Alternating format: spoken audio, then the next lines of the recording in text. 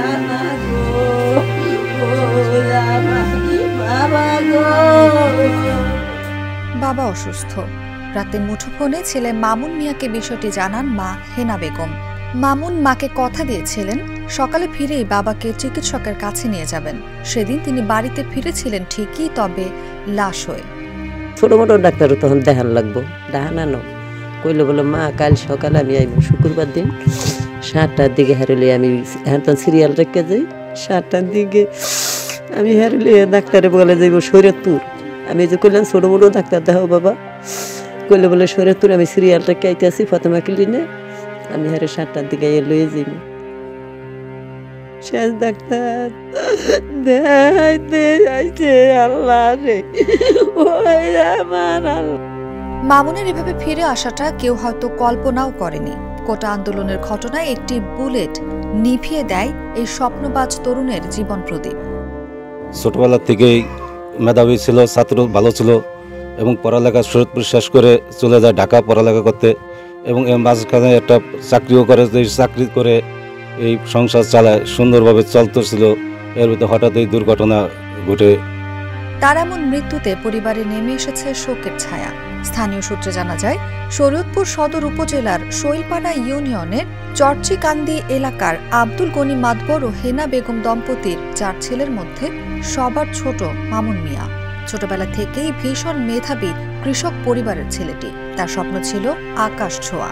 সরকারি তিতুমির কলেজের স্নাতকোত্তর পড়াশোনার পাশাপাশি ফ্রিল্যান্সিং এর কাজ করতেন। নিজের খরচ জোগানোর পাশাপাশি পাশে দাঁড়িয়েছিলেন পরিবারেরও। 4 ভিতর আমরা তেমন পড়াশোনা করতে পারি নাই। ও দেখা যাচ্ছে খুবই মেধাবী ছিল, পড়াশোনার পাশাপাশি দেখা যাচ্ছে অনলাইনে কাজ করতো, ফিন্যান্সিং। তো ওর উপরে আমাদের পরিবার ডিপেন্ড করতো। চাকরি নিয়ে আগামী 22 আগস্ট মধ্য আমেরিকার দেশ বেলিজ যাওয়ার কথা ছিল তার, তবে তার সে স্বপ্ন অধরাই থেকে গেল। ঢাকা সরকারি তিতুমির কলেজে অনার্সে ভর্তি হয়। সেখানে পড়াশোনার পাশাপাশি সে ফ্রিল্যান্সিং করতো। ওই ফ্রিল্যান্সিং করে তার পরিবারকেও চালাইতো আর নিজেও চলতো। এরপরে ওইখানে থাকা অবস্থায় উনি আর কি আমেরিকা যাওয়ার জন্য একটা করছে। ওইখানে ভিসা ওনার উঠে গেছে, পাসপোর্ট সব রেডি। সামনের মাসের 22 তারিখ ওনার ওইখানে চলে যাওয়ার কথা ছিল। প্রত্যক্ষদর্শী পারভেজ জানান, তিনি আর মামুন সহ বেশ কয়েকজন ঢাকার রাংপুরা ওয়াপদা রোড এলাকায় একটি ভাড়ার বাসায় থাকতেন।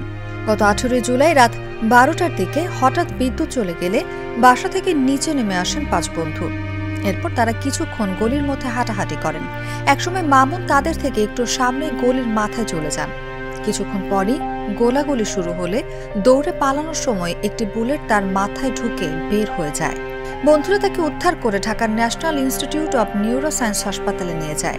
পরের দিন শুক্রবার বেলা 11টার দিকে চিকিৎসাধীন অবস্থায় তিনি মারা যান। সরেজমিনে দেখা যায় বাড়ির উঠোন ভর্তি মানুষ। মা হেনা বেগম ঘরের বারান্দার একটি খুঁটি ধরে আহাজারি করেছিলেন। তাকে সান্ত্বনা দিতে ছুটে এসেছেন প্রতিবেশীরা।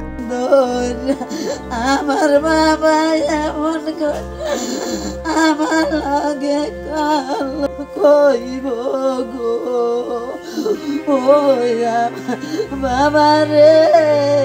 বাবা আব্দুল গনি মাদবর অসুস্থ। একটু কান্না করতেই আবার নিশ্চুপ হয়ে বসে থাকেন। শৈলপাড়া ইউনিয়ন পরিষদের চেয়ারম্যান আব্দুল মান্নান খান বলেন, একটি ছেলের সফলতার দ্বার প্রান্তে চলে এসেছিল, আর কিছুদিন পরে ওর পরিবারের আর কষ্ট থাকতো না। এমন মৃত্যু মেনে নেওয়ার মতো না। আমি সবসময় আমার সাধ্যমতো পরিবারটির পাশে থাকার চেষ্টা করব।